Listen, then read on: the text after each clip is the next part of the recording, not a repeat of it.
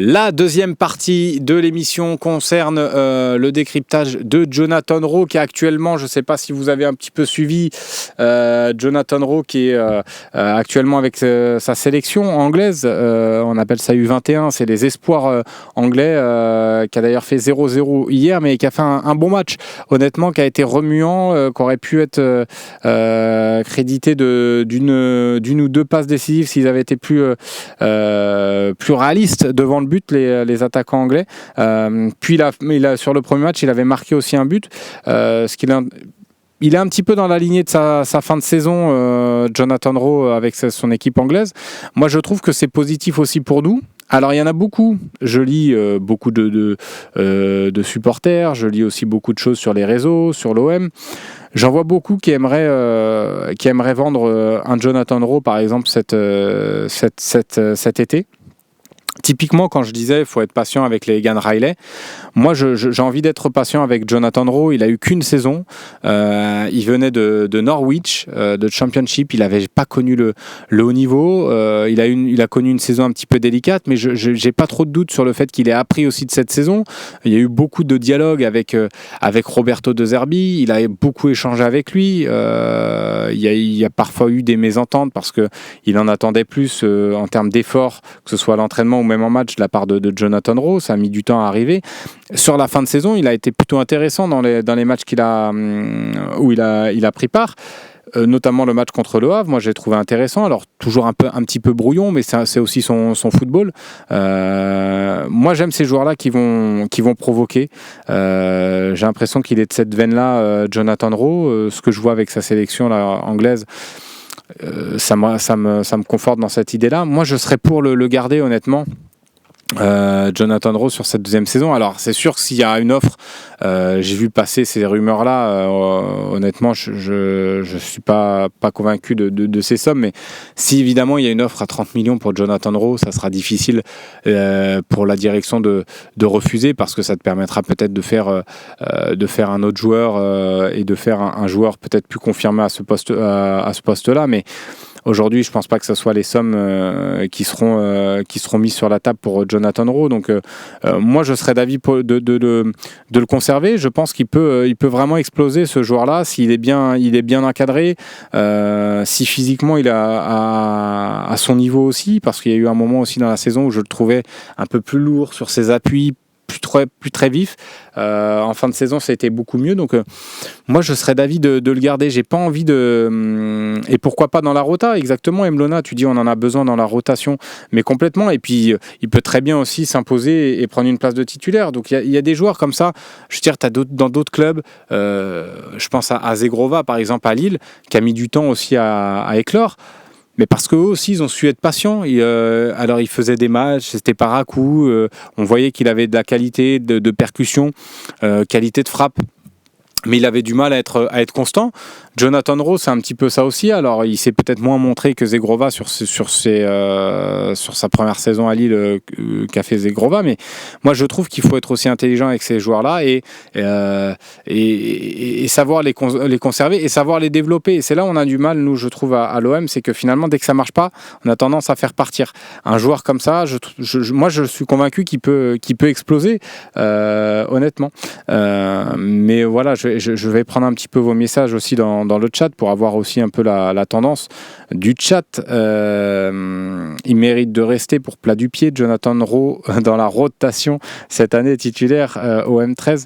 On verra, pas forcément titulaire, mais tu vois, je le conserve parce qu'il peut t'apporter quelque chose dans une année comme ça. Et t'es pas à l'abri qu'il explose, et s'il explose aussi, tu pourras très bien le revendre plus cher. Et j'aime pas cette logique-là de se dire ouais, il vaut 30 millions. J'ai envie de voir, moi, peut-être qu'est-ce qu'il peut t'apporter aussi sur la saison, sportivement, puisque financièrement aussi. Tiens, il y a le petit numéro qui s'est affiché là. J'ai pas perdu les petites habitudes, j'ai bien compris. Hop, je mets le petit doigt ici, le 04 86 68 24 67. N'hésitez pas à appeler, le petit coup de fil. Et puis, ça sera Marine qui va vous accueillir dans le standard. Et puis, elle vous mettra en lien avec moi pour la troisième partie de l'émission. Là, on va terminer. Je vais terminer avec un petit peu vos avis sur le carreau. Tiens, Loulou Duvin qui dit Rowe va exploser cette saison, j'en suis persuadé. Vous êtes plutôt convaincu? Rowe, il a tout pour exploser à l'OM. Danny Dan, première saison à l'OM, pas aidé par le changement de système. Oui, il a aussi subi ça, c'est vrai. Tiens, ça c'est très juste ce que tu dis, Danny Dan. Très bon point pour Danny Dan. C'est vrai qu'il y a eu le changement de système aussi qui lui a fait un petit peu défaut. Lui qui a un ailier vraiment de percussion, même si là avec l'Angleterre, il a eu un rôle un peu plus axial hier, mais c'est vrai que pour moi, c'est vraiment un profil d'ailier percutant. Donc, il n'a pas été aidé aussi par ce changement de système-là. Si on revient à un 4-3-3 plus classique, je pense qu'il peut très bien s'éclater. Et c'est vrai qu'il a cette polyvalence-là où il peut jouer aussi dans l'axe, mais dans le rôle là du changement de système en 3-4-3, c'était un peu plus compliqué, je pense, pour lui d'occuper ce poste-là, DJ Simon. Faut garder très jeune joueur et très bon joueur. Tiens, je vais prendre aussi un petit peu le chat MyFosséen sur le chat MyFosséen. Pendant le mercato, tu peux rêver de tout. Des fois, le mois d'août remet toutes les idées en place. Ouais, c'est ça, hein, le mercato est long. Merci à Crayon de Pau. Sympa de vous retrouver, le Fossé en direct au boulot. Fais-toi pas gauler par le patron, par contre, fais attention. Ouais, mercato à la sauce anglaise. Exactement. Donc voilà, on a fait un petit peu le tour là sur ce décryptage de Jonathan Rowe. J'avais envie de le faire et prendre aussi vos avis par rapport à lui. Tiens, moi j'aimerais aussi que l'OM réussisse à vendre ses joueurs plus de 50 millions. Dark Knox, oui, après, si tu veux vendre un joueur plus de 50 millions, c'est pas Jonathan Rowe que tu vas aller vendre plus de 50 millions après une saison comme ça non plus. Donc le seul joueur, je pense, que tu peux vendre comme ça aujourd'hui, ce sera un Mason Greenwood. Aujourd'hui, mais moi j'ai pas envie de le lâcher, honnêtement. Greenwood, je pense que tu en as besoin sur la saison prochaine, honnêtement, vu ce qu'il a montré cette saison, même si moi je suis très exigeant sur ce type de joueurs là qui ont un talent monstre. Greenwood, tu peux pas te permettre de le perdre là, dans cette saison-là si tu as envie d'être ambitieux. Balerdi, Théo, honnêtement, moi je serais d'avis, bien sûr, de le vendre à 50 millions, mais je pense que on rêve un peu quand on dit ça. Mais d'ailleurs, on pourra parler de Balerdi dans le petit temps additionnel. Je vous tease un peu, ça fait partie du jeu, mais on parlera un petit peu de Balerdi dans le temps additionnel tout à l'heure pour ceux qui sont abonnés. Et Théo, c'est pour ça que je prends ton message, parce que je vois le petit onglet Fosséen, donc je sais que tu es abonné. Pour les abonnés Twitch, les abonnés MyFosséen. On va passer à la deuxième petite coupure pub. Désolé, vous la mangez encore pour ceux qui ne sont pas abonnés, décidément. Vous n'êtes pas bien lotis ce matin, mais voilà, la petite coupure pub. On va pas trop parler pendant cette coupure, mais voilà, juste j'en profite pour vous remercier déjà votre fidélité, parce que vous êtes nombreux ce matin, plus de 400 sur Twitch, à 11h du matin en plein été comme ça, plus de 400 sur YouTube, et vous êtes nombreux, j'ai pas le petit chiffre sur MyFosséen, mais vous m'avez l'air d'être aussi nombreux à nous suivre via notre site internet et via notre appli MyFosséen, donc ça fait plaisir.